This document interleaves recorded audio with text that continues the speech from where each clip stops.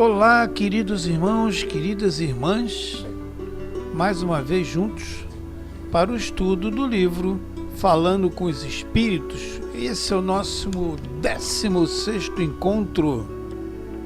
No encontro passado falamos sobre condutas adequadas e hoje o Américo nos traz aqui, logo de início, um exemplo de um atendimento que foi feito a um acidentado.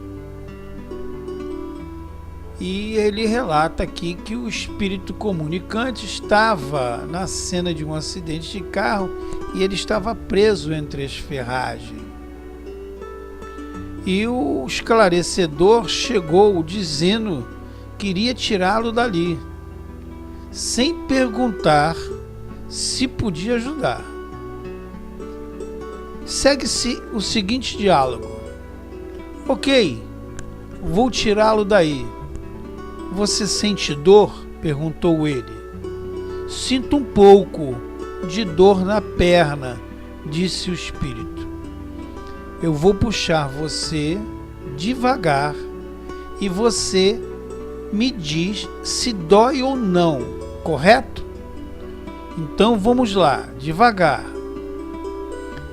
Esse trabalho, meus irmãos, de retirar o espírito ali da ferragem, são os mentores que vão fazer. Vão fazer como que ele se sinta que está sendo retirada. Nós apenas estaremos falando. Prossegue. Ai, está doendo agora, diz ele. Então, eu vou anestesiar um pouco a sua perna para poder tirar você. Me avise quando você sentir que a perna está menos sensível. Ela vai continuar com alguma sensibilidade até que você saia totalmente para que possamos avaliar a sua remoção. Falar às vezes na primeira pessoa, olhem bem, hein?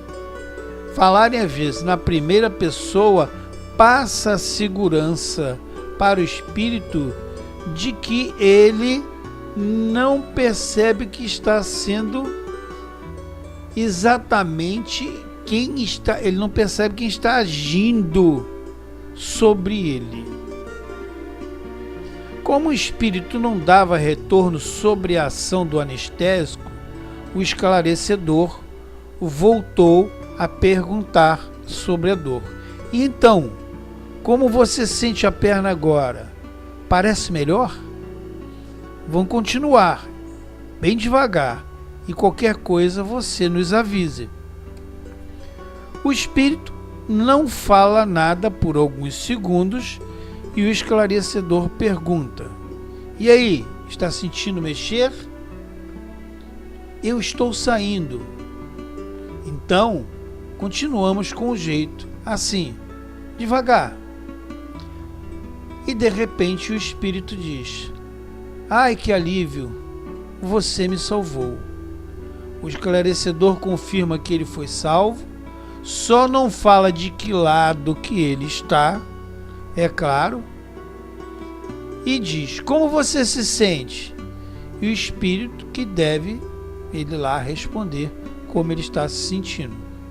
Aqui no exemplo ele diz: Agora estou cansado. Foram muitas horas esperando ajuda. E o esclarecedor diz: Então durma. Quando acordar você vai estar melhor.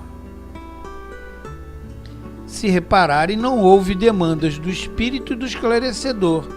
E a conversa foi encerrada. O atendimento prossegue do lado de lá pelos espíritos que estão nos auxiliando. Ok? E ele dá aqui um outro exemplo. Certa vez, alguém que trabalha com resgate lembrou-nos que é preciso um cuidado com o contraferro, ou seja, um pedaço de ferro que está atrás da coluna vertebral e que não está sendo visto por ninguém que está fazendo o resgate. Mas lembre-se, o espírito já morreu. Não há mais a possibilidade do contraferro o atingir. e seu corpo espiritual já tem uma densidade menor. O esclarecedor, neste caso, não deve se preocupar em passar informações mais detalhadas sobre a vida espiritual. O espírito já está lá e nós aqui fazemos apenas os primeiros socorros. O espírito foi encaminhado e mentores, eles têm o tempo suficiente para tomar conhecimento do que aconteceu. Atenção! Nem todos os acidentes comportam-se da mesma maneira. Esse atendimento não é receita de bolo. O que às vezes serve para um espírito pode não servir para outros. Atenda sempre conforme o relato que a situação vai exigir. Cada espírito tem experiência muito particular. Muita atenção aí, meus irmãos, para esse detalhe que ele fala aqui. E eu vou até repetir. Atenção, diz ele, atenção, nem todos os acidentes se comportam da mesma maneira. Nem todos os acidentados se comportam da mesma maneira. Esse atendimento não é receita de bolo. O que às vezes serve para um espírito pode não servir para outros. Atenda sempre conforme o relato que a situação exige. Cada espírito tem experiências muito particulares.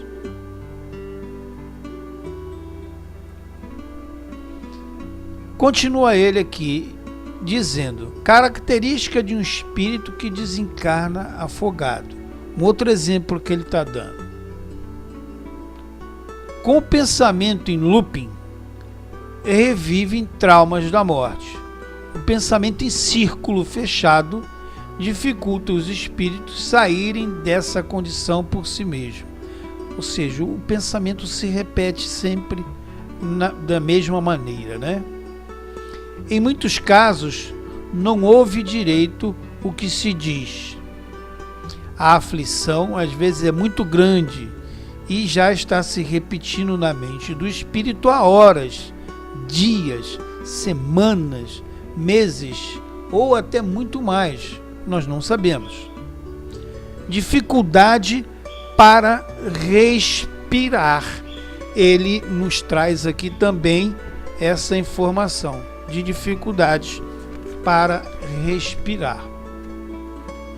Dificuldades para falar. Pode reclamar de não ter tido o socorro. Alguns detalhes, né? Que os espíritos apresentam e nos falam. Qual é a conduta inadequada nesse momento? Vou lhe dar um passe. Ore comigo, Pai Nosso. Espere só um pouquinho, que eu vou chamar o salva-vida. Lembre-se, você esclarecedor, você é o salva-vida. Não vai chamar ninguém. Você ajuda tomando providências verbais. E os mentores fazem o espírito sentir que alguém está mexendo nele como se fosse você. Já falamos isso algumas vezes, já repetimos isso algumas vezes, né? Nós somos apenas o mediador da conversa. A ação propriamente dita é feita do outro lado pelos espíritos superiores que estão nos ajudando.